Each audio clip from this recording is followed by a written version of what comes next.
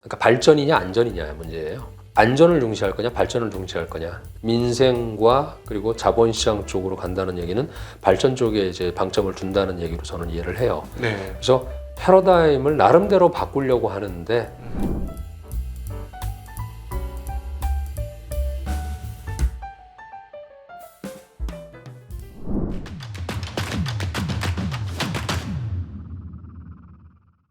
약간 사이드 질문 하나 예, 드릴게요. 저가 이제 지난주에 이제 중국 광저우를 갔어요. 다녀오셨구나. 뭐 세 번째로 큰 도시라고 하는 광저우 시내에 한번 투어를 하고 왔는데, 네. 뭐 빌딩도 어마무시한 빌딩들 많더라고요. 뭐 상하이는 더 할 거고, 네. 그리고 당연히 사람도 정말로 많더라고요. 네. 아이고 정말. 저기 가면 사람 없는 데만 다니시는 분들이 많던데. 저는 혼돈을 느낄 정도로 사람이 많은데. 네. 근데 이제 일반적인 급여 수준은 한 대략 한국의 한 절반 정도 되는 거 아니냐고 봤는데, 시내에서 쫙 돌아보니 저 회사 다니는 친구들은 급여 수준이 상당히 높을 것 같아. 그러니까 광저우 시내에 있는 뭐 아파트나 뭐 집의 가격이 꽤 높다. 특별히 신축 같은 건 굉장히 높다. 한국보다 훨씬 높다. 네. 이런 얘기를 하더라고요. 그래서 그럴 수 있겠네. 사람이 이렇게 많이 사는데 거기서 월급을 많이 받는 친구들이 있으면 당연히 비싸게 살겠네. 이렇게 미어 터지는데 네. 어떻습니까? 급여 수준과 그 가격 수준들은? 나눠놓고 봐야죠. 어떤 업종이냐에 따라 다를 텐데 광주나 또 광주 옆에 있는 션전이나 이런 쪽은 결국 그 지금 하이테크 쪽하고 이제 선진 산업들, 신질 생산력 이런 쪽이 많이 있고요. 물론 뭐 상하이도 그렇고 그쪽은 활성화되어 있고 원래가 또 인구가 젊은 층이에요. 아까 말씀드린 젊은 지역이 이게 이런 분위기가 난다는 게 이제 광주는 제가 최근에 안 가봤는데 광주는 사실 신시가지, 구시가지가 같이 돼 있는 지역이잖아요. 그렇죠. 심천은 완전히 신시가지고 거기서도 이제 업종별로 봐야 되겠지만 높은 업종은 그쪽의 물가 대비해서 높은 업종은 저희가 딱 이제 알고 있는 그런 거예요. 이제 금융도 굉장히 높고요. 거기다 이제 항주 같은 인공지능이라든가 전자상거래가 있는 쪽도 굉장히 높았고 더더군다나 이제 화웨이가 심천 광주 지역에 있다 보니까 그쪽에 이제 반계 연계 산업들, 협력사, 계열사 이런 것들이 많다 보니까 그쪽도 굉장히 높고요. 그러니까 전체적으로 정부가 끌고 있는 그런 산업 쪽에 몸을 담고 있는 친구들은 혜택을 보고 있어요. 그래서 중국의 5,400개 주식 중에서도 정부가 끌고 있는 게 몇 개냐? 2,000개 정도 되거든요. 그러니까 그런 애들을 올려놓은 거니까 최근에 몇 년 동안 그런 쪽의 산업은 뭐 스탁 옵션도 받고. 근데 참 재밌는 게 중국은 스탁 옵션에 굉장히 관대한 나라예요. 그것도 이제 일반 인식하고는 좀 다른데 뭐 대표적으로 하시는 게 화웨이 같은 경우에 이제 직원 회사잖아요. 뭐 국유 회사다, 뭐 군인 회사다 이런 말씀도 하시는데 그건 아니고 국유 기업이 직원들에 대해서 인센티브 주는 거, 그다음에 스탁 옵션 주는 거 보면 놀랄 정도로 많이 배려를 해요. 우리 사주 집 만들어가지고 우리 사주 조합 만들어가지고 주는 이런 걸 보면, 그러니까 어찌 보면 급여 외에 나머지가 또 있다. 그런 좋은 회사들은. 근데 안 좋은 회사들은 4대 보험도 못 내는, 안 내주는 회사가 많죠. 거기서 이제 5대 보험이라고 하는데 이제 주택 공적금 같이 해가지고 재밌는 게 중국에서 개인소득세 내는 사람이 얼마나 될 것 같으세요? 중국 14억 중에서 개인소득세를 내는 사람 5천만 언더일 것 같은데요. 거의 뭐 맞추셨는데 아니요 7천만. 7천만. 그러니까 개인소득세를 내는, 그러니까 그럼 14억인데 노동인구가 7억이라고 하는데 개인소득세. 네, 개인소득세. 그냥 일반 소득세. 7천만이 많지 않네요. 많지 않아요. 그러니까 우리 같은 경우는 급여 생활자가 뭐 2천 몇백만 될 거예요. 모두가 다 내잖아요. 개인소득세가 이제 7천만이다. 그게 통계도 정확하게 안 나오는데 매년 통계가 그랬고 지금은 한 1억 정도 되지 않겠냐. 근데 그 사이에 그 최저임금이 그쪽에서는 5천 위엔 이상이어야 돼요. 시간당 임금. 월. 아니요, 월. 월 5천 위엔이니까 거의 한국 돈 지금 100만 원이잖아요. 100만 원 밑에는 세금을 아예 안 내요. 그러니까 100만 원 이상의 3%부터 시작해서 45%까지 7단계가 있는데 금융 쪽에 있는 친구들은 45%까지 타치를 하죠. 누적으로 가서. 근데 이제 이쪽 가는 게 아까 말씀드린 대로 이제 뭐 우리 로봇 쪽에 있는 친구, AI 쪽에 있는 친구들 이런 쪽에 있는 친구들은 이제 여기 30% 넘어간 그런 사람들에게 있어서는 집은 도시의 집은 결국 자기의 소득으로 살 수 있는 그런 거지만 지금 현재 중국에서 사라진 모습 중에 하나는 옛날에 여섯 개 지갑을 합쳐가지고서 집을 산다 이런 개념 들어보셨습니까? 못 들어봤습니다. 부부 둘이 하고 이쪽 장인 장모, 이쪽 우리 엄마 아빠 해서 6명이 돈을 모아서 결혼하는 신혼 부부들의 집을 사주던 게 이제 2020년 이전이었죠. 네. 싹 사라졌어요.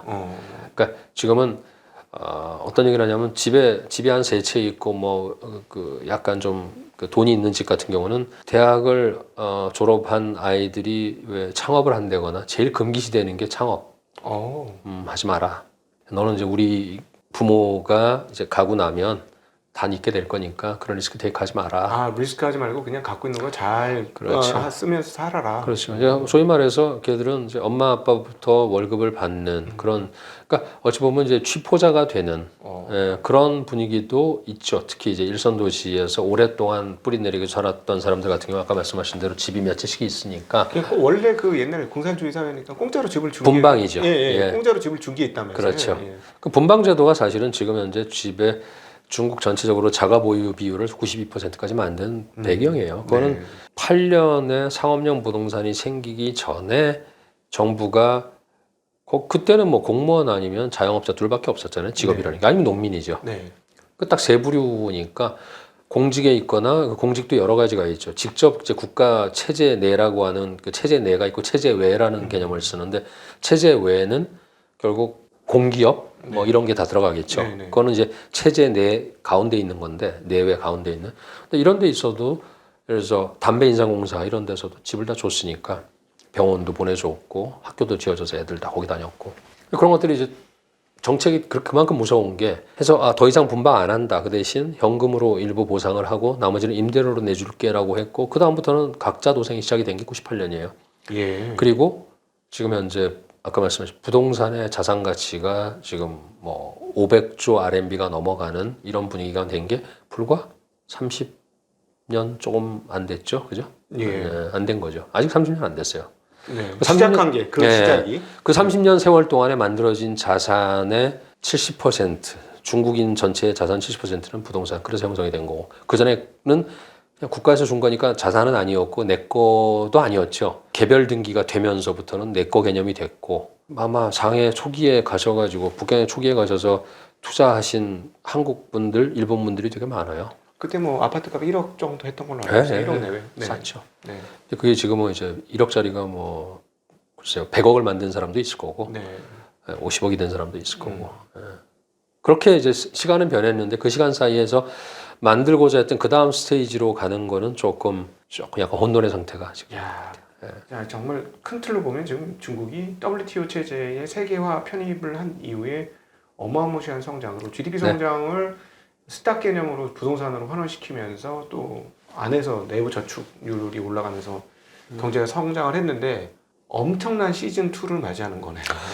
그래서 저는 이게 진짜로 큰 에너지가 그 속에 숨어 있을 수 있다고 봐요. 그러니까 에너지가 터질 때 그 이제 거기선 별량이라고 표현을 하는데 이게 양이 확 그 커지는 에너지가 발생을 할 때는 우리가 그동안 봐왔던 것과 다른 어떤 성장 모델 내지는 성장점이 폭발을 한다 그러면 근데 안 보는 거는 조금 리스크가 더 클 것 같고요. 굉장히 리스키한 일이고 보긴 하지만 그걸 어느 정도로 이제 우리가 참여를 할 거냐는 개별적인 판단하셔야 될 것 같고 지금 말씀하는 거 보니까 두 개가 상당히 많이 뭐가 이렇게 엇갈리면서 겹치는 것 같다는 생각이 들었는데 어떤 측면을 보면 아까 스탁옵션 이런 얘기 들어보면 계속 느끼는 게 중국이 한국 사람에 비해서 훨씬 상업적이고 오히려 미국이 훨씬 가깝다. 맞습니다. 이런 생각이 들어서 그러면서 뭐 신재생 생산력 요즘에 이제 전기차로 대변되는 그런 엄청난 산업 발전이 있어서 이거 잘하면 정말로 이 새로운 정치 시스템에서 미국을 능가하는 경제 체제가 탄생할 것인지와 이제 뭐 한번 풀이 죽고 나니 아까 부모님들이 얘기했다는 것처럼 하지 말고 그냥 이거 해. 그냥 안주하는 분위기. 이게 서로 교차하면서 부딪히는 상황이 발생을 하네요. 그래서 아까 이제 기업가 말씀드렸는데 원래 이렇게 해서 으쌰으쌰 할 때만 해도 기업가 정신이 살아 있었죠. 그래서 창업도 그렇고 뭐 섹터별로 뭐 AI도 그렇고 로봇도 그렇고 뭐 소위 2012년부터 인터넷 쪽도 엄청나게 이제 근데 그게 한번 싹 이제 좀 뭐랄까 찍어 누르는 분위기가 있었던 것이 이제 이 정권의 지난 한 4, 5년이었다고 네. 하면 그들도 지금은 그래서 이제 중국에서 항상 나오는 논쟁이 뭐냐면 그러니까 발전이냐 안전이냐의 문제예요. 안전을 중시할 거냐 발전을 중시할 거냐. 지금까지 외국계 투자자들이 가장 감점을 줬던 거는 우리가 거기 투자하는 거는 중국의 체제도 다르고 여러 가지 뭐 불만이 있긴 하지만 니네는 성장할 거라는 걸 보고서 투자를 했는데 그 성장이 있고 발전인데 그 부분에 있어서 니네는 훨씬 더 안정 그리고 이념 뭐 이런 쪽으로 가다 보니까 거기에는 더 투자 못해 그래서 자본들이 많이 빠졌지 않습니까? 그런 부분에 있어서 지난 그 9월 그리고 9월 26일 정치국회의 그리고 지난 12월에 있었던 중앙정치국회의 이런 데서 나온 워딩은 지금은 민생이고 민생과 그리고 자본시장 쪽으로 간다는 얘기는 발전 쪽에 이제 방점을 둔다는 얘기로 저는 이해를 해요. 네. 그래서 패러다임을 나름대로 바꾸려고 하는데 여기서 변수가 9월과 12월 그 사이에 변수가 있죠. 11월 5일에 트럼프가 돌아왔지 않습니까? 네네. 11월 5일 날. 그러니까 이게 잠깐만 여기서 일단 스탑. 음. 그리고서 이어지는 시리얼 정책들이 지금 안 나오고 있는 거예요. 그렇죠. 예. 하겠다 말로만 하고 그렇죠. 있어요, 지금. 예. 그거는 안 하겠다는 거는 저는 아니에요. 예. 예, 하겠다는 건데 저쪽에서 나오는 타법을 보고 하겠다. 그래서 그쪽 말로 이제 견초 출초라고 하는데 네 초식을 보고 내 초식을 내릴게. 네네. 이런 말인데 그 말이 굉장히 지금 이쪽에서는 맞는 상황인 것 같아요. 그러니까 모든 거 다 내가지고서 나중에 보니까 네. 이거 정책 효과도 반감이 돼버리고 그런 거보다 일단은 버텼으니까 좀 더 버티고 좀 더 지켜보자. 근데 다시 돌아가서 안정과 발전에서 중국은 지금 발전이 필요한 상황, 아까 말씀드린 대로 과연 성장률이 5%냐, 건강한 성장 아니거든요. 그런 반면에 또 양면이 다 섞여져 있는 게 중국에 지금 나가는 거 우리가 포커스하는 거는 사실은 로봇도 그렇고 AI도 그렇고 반도체도 그렇고 서프라이즈가 조금씩 나오고 있잖아요. 그렇죠. 쟤들 안 죽네, 꿈틀하네, 생각보다 질기네. 지난주에 나왔던 오늘 제가 오다 보니까 누가 보내주셔서 봤는데 딥시크라고 하는 AI의 그 기사도 여기서 바이어스가 있더라고요. 그래서 제가 좀 말씀을 드리면 딥시크라는 회사 AI 그거 굉장히 많이 거기서는 뭐라고 표현하냐면 AI계의 그 핀두어또라고 해요. 네. 예, 그러니까 그 정도로 싼 거라는 얘기죠. 예, 저가, 네네. 가성비가 엄청나다. 네네. 테무 뭐 이런 거랑 비교를 하는 거죠. 근데 거기서는 뭐 비교를 했는데 와 이거 뭐 미국의 100분의 1 비용을 가지고 만분의 1이에요. 그렇게 또 표현했습니까? 100분의 1 잘못 표현한 거예요. 제가 계산해보니까 이게 왜 100분의 1이 만분의 1이지? 그러니까 그게 딱 그것만 보면 100대 1이건 뭐 20대 1이건 뭐 50대 1이건 나올 텐데 사실은 딥시크를 안 써본 분들이에요. 딥시크의 뭐 수학적인 능력 이런 부분이 뭐 챗GPT라든가 라마라든가 이런 걸 훨씬 능가한다. 네. 이거는 그냥 그것만 본 거죠. 딥시크는 다른 기능이 전혀 없어요. 네. PPT도 못 만들고요. 네. 그리고 얘는 그러니까 이거 추론 모델이 그냥 추론만 하는 거예요. 계산도 하고. 근데 그것만 봐도 대단한 거는 맞아요. 근데 비교 자체를 하다 보니까 와 쟤들은 100개를 썼는데 얘들은 하나 쓰고도 이렇게 했다. 대단하다. 대단한 거 맞고요. 직원 수로 봐도 뭐 저긴 수천 명, 여기는 100명 좀 넘을 거예요. 예. 그리고 이건 지역의 저 시골에 있는 항주일 거예요. 네. 대단하지만 어쨌건 발라보면은 얘들은 그렇게 좀 특화해서 굉장히 단순한 모델로 해서 뭐 우리 이제 스마트폰이 아니고 일반 폰처럼 만들어 놓은 거고 가성비는 되게 좋죠. 근데 그 정도로 자기들이 따라가고 로봇도 마찬가지고 그러니까 중국이 가지고 가고 있는 그런 방향 자체는 그래서 얼마 전에 제가 토론 프로 하나 보니까 미국은 인공지능 하면은 지능을 중시한다. 근데 중국은 인공을 중시한다 이러더라고요. 그래서 그 표현이 제가 볼 때는 그 사람이 그 인문학자였는데 상당히 맞는 표현. 그러니까 사람의 이 기술은 안 되고 뭐 칩도 쟤들은 A100, H100 쓰는데 이쪽은 지금 뭐 H20 가지고 만드는 거 아닙니까? 그렇죠. 그 정도로 이제 저사양 가지고도 이 정도 효과를 냈다는 거는 뭔가 엔지니어링이 들어갔거나 아니면 정말로 이제 개발자들의 어떤 피눈물 나는 뭐 다른 트라이들이 들어간 거겠죠. 중국은 지금 다른 길을 걷고 있는 건 맞아요. 그렇기 때문에 거기서 나오는 또 다른 뭐 비즈니스 모델이라든가 아니면 응용 영역이라든가 사업 모델이라든가 이런 거는 그 친구들이 하고 있는 거니까 우리가 이제 눈여겨봐야 되겠죠. 앞으로도. 이제 우리 신 대표님 이야기를 들으면서 머릿속에 이제 정리가 다시 한번 되는 대목이 뭐냐면 와 중국이 대전환의 시대가 있는데 하나는 그 약간 버블기로 만들었던 그 용트림 그리고 그 중심에 있었던 부동산 이게 이제 금이 쫙 가면서 여기서 엄청난 훼손이 일어나고 심리적이건 뭐건 다양한 훼손이 일어나는데 이걸 다음번에 성장 동력이 바톤을 잡아서 갈 수 있느냐 겉모양으로만 이론적으로는 될 것 같지만 자산 격차가 너무 크게 나기 때문에 네. 즉 뭐 50조 달러 때 뭐 10조 달러 때 이 자산 격차가 너무 크기 때문에 이 간극을 어떻게 메울 수 있는지가 지금부터 중국 정부 당국이 어떤 지혜를 펼칠 거에 대한 그 공간이다라는 느낌 많이 드네요.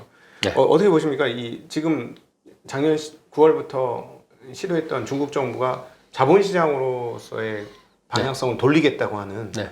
이 흐름이 성공할 것이다. 개인적으로는 성공했으면 좋겠어요. 네. 네. 근데 참 지고지난한 과정을 거칠 것 같고요. 예.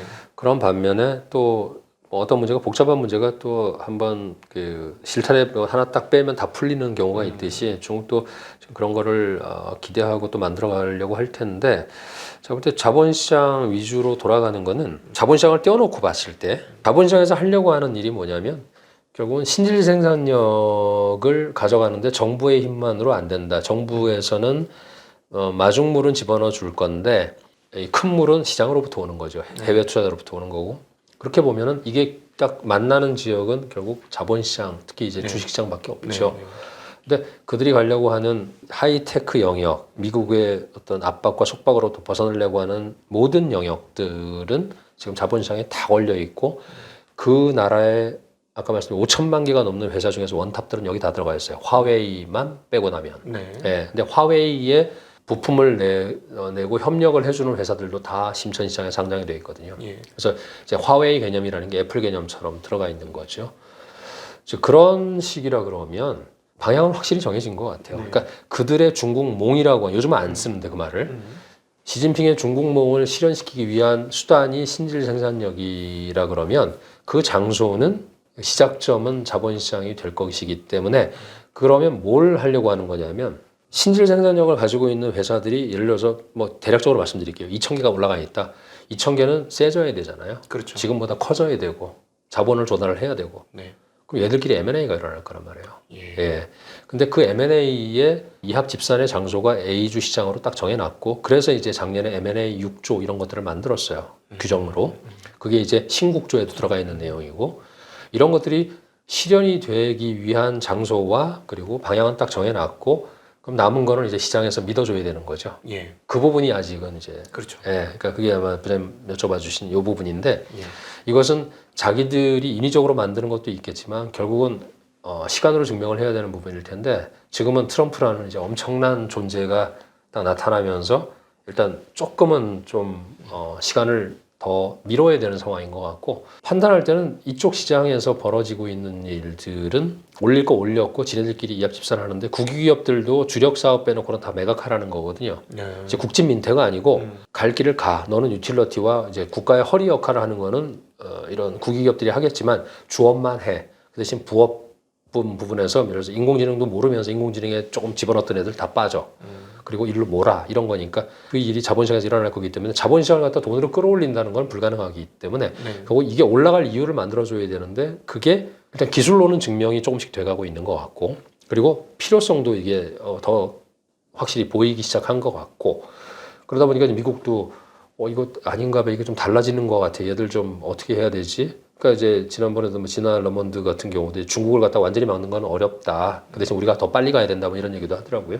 그런 것처럼 나름대로의 어떤 자기 증명은 하고 있는 게 시장을 통해서 하고 있고 또 최근에 여기서는 이제 UAM이라든가 뭐 이비톨로 대표되는 저공 경제 이런 게 중국에서 핫하거든요. 광주 쪽도 지금 엄청나요. 네. 얼마 전에 가신 쪽도 션전 같은 경우도 이비톨 스테이션을 갖다가 금년 안에 뭐 1,200개를 만든다 뭐 이러고 그다음에 지난 12월 27일 날 중국의 국가발전개혁위원회죠. 국개위 산하의 그 저공사라고 하는 국이 만들어졌어요. 거기서는 이제 앞으로 그런 저공 경제를 만들어가는.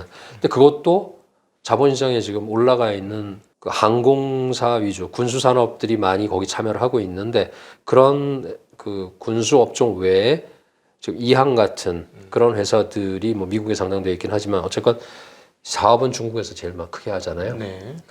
거기에 대해서 이제 3층 다 발급하고 뭐 시험 비행은 다 끝났고 이제 실제로 상용화되고 있는 그런 과정이 여행지부터 시작해서 도심에서 이제 이동하는 그런 것들이 시작이 될 거기 때문에 뭐한 3, 4년 지나고 나면은 저희가 출장 갔을 때 그런 거를 타보지 않을까 실제로 막히는. 근데 그게 제가 볼 땐 대표적인 앞으로 중국을 이끌 수 있는 내수 산업이라고 보거든요. 저는 정원 경제는 그 도시 내에서 이동하는 거기 때문에 내수잖아요. 네. 거기서 일어나는 인프라, 이게 이제 신형 인프라고 여기에 인프라를 까는 것도 자본시장 쪽에서 조달을 하거나, 근데 그 마중물 효과는 이제 그 지방 정부의 특수채 발행을 해서 걔네들이 일부 대고 나머지는 조달해서 하고 뭐 이런 네네.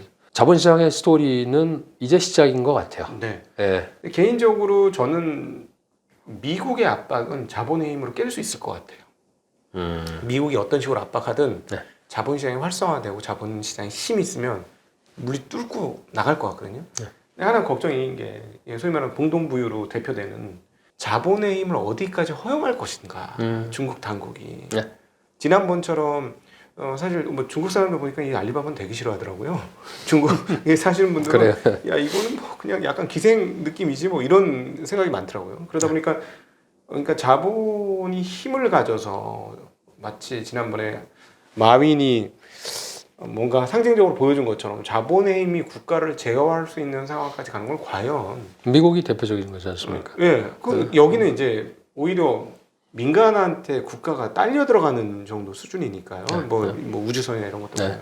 과연 중국 정부가 이걸 허용할 수 있을까? 아니요. 그게 결국은 그 모델도 결국 이제 안정이냐 발전이냐의 문제인 것 같아요. 그러니까 예. 그런 자본이 국가의 안정, 이제 이런 뭐 어떤 뭐 정권의 안정 이런 부분을 해친다 그러면 분명히 뭔가 조치를 취하겠죠. 네.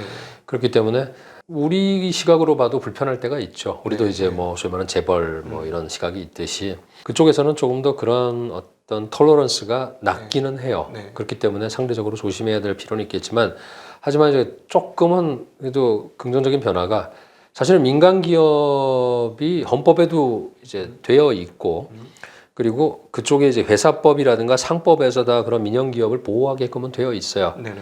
안 되는 사례는 얼마든지 만들 수 있죠. 안 보이게 뭐 칠 수도 있고 때릴 수도 있고. 들으셨겠지만 이제 민영기업 촉진법이라는 게 지금 초안이 설정이 돼서 이제 금년 3월에 아마 통과되고 나면 시행이 될 텐데 거기에 나와 있는 것들이 이제 기존에 우리가 이제 우려했던 그런 어떤 정책의 급변에 의해서 민영기업들이나 산업이 쇼크를 받을 수 있는 그런 상황에 대해서 어느 정도는 조금 뭐랄까 방어 기제를 만들어주는 이런 것 같아요. 그러니까 결국은 느리지만 그런 쪽으로 가고 있다. 근데 제가 보는 견지에서는 저는 중국 사회 전체가 아까 이제 제도 비용, 체제 비용 말씀드렸지만 78년 이전 그리고 90년대까지와 비교했을 때 지금 그쪽의 체제, 소위 말하는 사회주의 공산주의라는 거는 저는 물이 되게 많이 빠졌다고 보거든요. 다만 이제 최근에 우리가 느낄 때 그쪽에 있는 탑에 있는 시진핑이라는 사람이 조금 이렇게 볼 수는 있지만 사회 전체적으로는 저는 굉장히 많이 달라졌다고 봐요. 그런 것들이 곳곳에서 나오는 게 아까 말씀드린 스탁 옵션, 그다음에 부동산, 그리고 임대 소득 뭐 이런 사실 사회주의 국가에서는 원래 교조주의로 따진다 그러면 그건 불가능한 얘기잖아요. 그렇죠. 근데 중국은 그걸 다 허용을 하고 있거든요. 네네. 그리고 기업가들의 어떤 부의 축적 이런 부분도 허용을 하고 있어요. 그렇다 그러면 이 부분은 이제 앞으로 조금 더 2% 바뀔까, 2% 뒤로 뭐 백도 할까 이 차이는 있겠지만 그거를 뒤집을 만한 그런 정치적인 정당성 이런 건 없을 것 같아요. 네. 인정해줄 건 인정해주되 예. 서로 이제 레드라인 그어 놓는 거죠. 선만 넘어오지 마. 이제 그런 부분이 있고 또 외국에 대해서도 우리는 지금 중국 가면 다 뺏기고 뭐 돈도 못 빼는 거 아니야 이런 그런 고정관념도 있고 예. 인식 차이도 있는데 그 점도 중국은 지금 많이 바뀔 거라고 봅니다. 그래서 네. 변화라는 거는 자본시장에서 볼 때는 되게 좋은 거잖아요. 그렇죠. 뒤로 가는 변화가 아니고 뭔가 앞으로 가는 변화라 그러면 그러니까 그게 이제 에너지라고 볼 때는 저는 계속 근데 그게 그런 것들이 금년이 그 변화의 시작인 것 같아요. 시진핑이 안 변했지만 예. 사람은 안 변했지만 그 사람의 인식이 변했기 때문에 그 인식의 변화라는 건 뭐냐면 그 전에 가지고 있던 고정관념들이 깨진 게 정부 재정정책과 통화정책에도 나와요. 예. 그게 이제 제가 이제 항상 얘기하고 올릴 거 올리고 내릴 거 내리고 방어할 거 방어하고 보호할 거 보호해라. 예. 올릴 거 올려라. 그게 뭐냐면 재정 적자율 올리고 특별국채 더 발행해서 예. 상한에 올리고 내릴 거 내려라. 지준하고 거기서는 이제 수황장이라 그래서 지준하고 금리 내려줘서 부담 덜어줘라. 네. 방어할 거 부동산 폭락하는 거 방어하고 미국으로부터 오는 그런 거 방어하고 보장할 거 뭐냐? 민생 보장하고 노후 보장하고 아이 낳는 거 잘 낳게 보장해주고 네. 그래야 국가가 산다. 그런 것들을 해야 되는데 과거에는 그거보다 중요했던 것들이 이제 여러 가지가 있었죠. 예. 공동으로 잘 살아야 된다. 근데 지금 싹 들어갔고 네. 그런 상황에서 테크 안 되니까는 미국으로부터 이렇게 되는구나. 테크 살려야 돼요. 테크 살리려면 뭘 해야 돼? 정보만으로는 안 돼. 돈 빠지고 기금 뭐 반도체 기금 뭐 63조 만들어 가지고 해봐야 처음에 1기, 2기에서는 뭐 이제 부정부패 때문에 날아간 돈 많고 네. 3기 작년에 만들었지 않습니까? 그 돈 가지고 제대로 해가지고 결과값이 나오고 있는 게 창신 반도체 DDR5 같은 거 만들어내고 네. 그다음에 양쯔 메모리 같은 경우에 이제 저 낸드 네. 만들어서 하고 있고 또 우리가 보고 있는 AI 쪽에 여러 가지 성과들 날아다니는 이 이비톨 같은 것들 보게 되고 하면서 로봇 미국에서 만들면 5만 달러인데 거기서 만들면 2만 달러면 똑같은 거 만들거든요. 네. 네. 그러니까 미국도 결국은 중국하고 로봇에서 이제 이런 콤비네이션을 할 수밖에 없는 상황이라는 것들이 이제 객관적으로 보는 학자나 뭐 이코노미스트들의 판단인데 그런 것들의 변화의 인식이 뭐냐면 미국은 트럼프가 들어와서 2.0이 시작이 됐고 근데 미국도 그 당시와 상당히 다른 상황이고 네네. 1.0하고 중국은 정권은 안 바뀌었지만 네. 기존에 올라가던 보고라인에서 보고라인이 교체가 될 가능성은 있어요. 네. 시진핑이 9월 24일, 26일 날 확 바꿔가지고서는 야 이젠 아닌가 봐. 이젠 이렇게 해야 될 것 같아라고 했는데 그 부분에서 행간에 느껴지는 거는 그전하고는 완전히 달라진 정책. 네. 혹자는 얘기해 180도는 아니지만 30도는 바꿨다. 그 큰 배가 30도 바꾸면은 시간 지나다 보면은 서쪽으로 가던 게 동쪽으로 가지 않습니까? 네. 네. 변화가 있을 것 같아요. 예. 네. 저는 지금 한국 사람으로서 이 얘기를 들으니까 좀 복합적인 생각이 드는데 그 한국에 갔던 것 중에 저는 굉장히 바람직한 거가 한국이 민간과 공공의 그 하이브리드 시스템이 너무 잘 됐다. 예를 들자면 의료보험이라든가 네. 그다음 지하철, 그러니까 교통 시스템, 네, 네.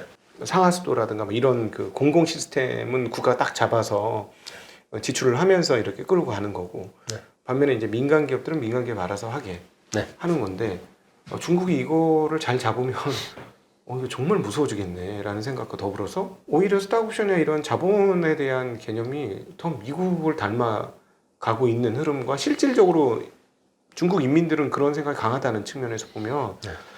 민간 경제 역동성은 이거 잘못하면 한국은 여기서 너무 그립을 꽉 잡으려고 하니까 금융이나 이런 쪽에서 역전되겠구나. 이건 잘못하면. 뭐 그런 반면에 또 중국의 문제도 되게 많지 않습니까? 네.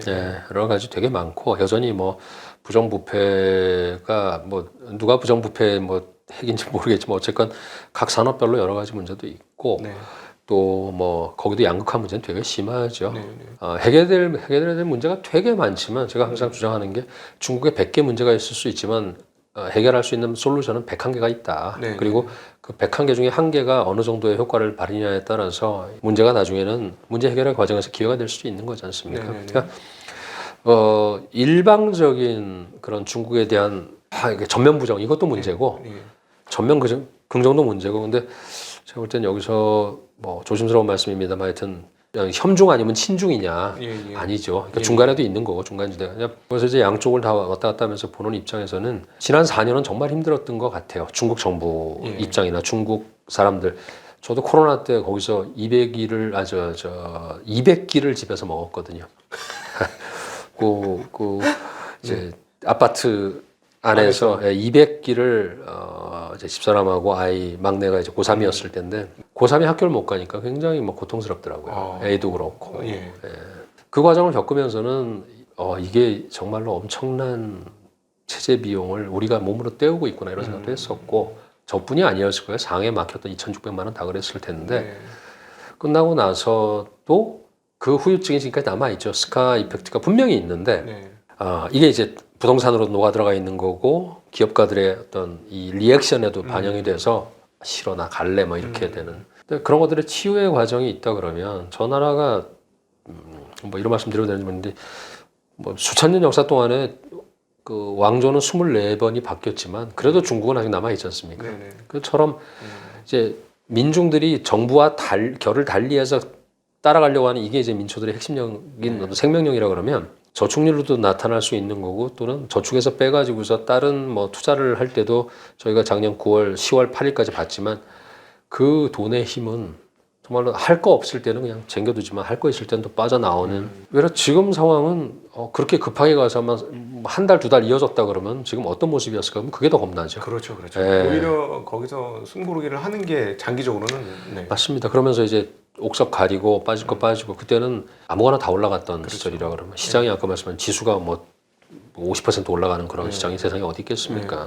네. 그런 비정상의 정상화 과정도 겪어야 되지만 그래서 난 그래서 중국 안 봐 이런 분도 있겠지만 그런 것들 그 과정에서 또 보시는 분들이 또 계실 거고 저희처럼 또 딜리버하는 사람들도 있는 거고요. 보시죠, 뭐 중국은 하여튼 여러 가지 우리 시각으로 봤을 때 이해 안 되는 부분이기 때문에 재밌는 것도 많아요. 오늘 신 대표님 이렇게 만나 뵈가지고 저희 정말 궁금하고 답답했던 부분들이 너무 많이 풀려서 감사하고 감사합니다. 궁금증은 끝도 없지만 자주 모셔서 자주 듣는 걸로 저는 마음을 정했습니다. 생각보다 시간이 너무 빨리 가서 깜짝 놀랐고 감사합니다. 다음에 또 와주실 거죠? 예. 감사합니다. 네네. 오늘 중국 자본시장연구소의 신용관 대표님 그리고 유튜브 상하이 클래스입니다. 더 깊은 내용을 원하시면 유튜브 상하이 클래스에 가시면 신용관 대표님의 더 깊은 인사이트를 보실 수 있겠습니다. 오늘 귀한 시간 만들어주신 신용관 감사합니다. 대표님께 감사드리고 긴 시간 함께해 주신 우리 시청자분들께도 감사 인사드리겠습니다. 인사드립니다. 고맙습니다. 고맙습니다.